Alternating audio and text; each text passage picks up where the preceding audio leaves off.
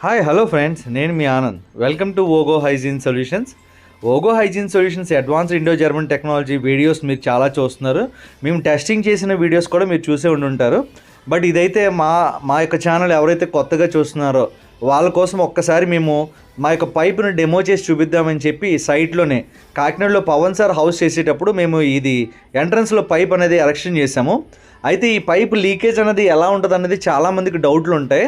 ఎలా లీకేజ్ అవుతుంది, ఫ్యూచర్లో ఎలా డ్రిప్ అవుతుంది, కెమికల్ ఎలా స్ప్రెడ్ అవుతుంది, ఇవన్నీ.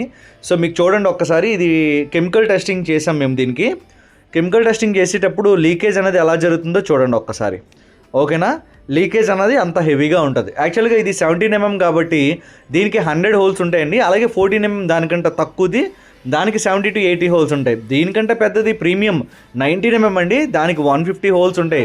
చాలా పెద్ద సైట్స్కి మాత్రమే అది వాడుతూ ఉంటాం. Around 3000 5000 above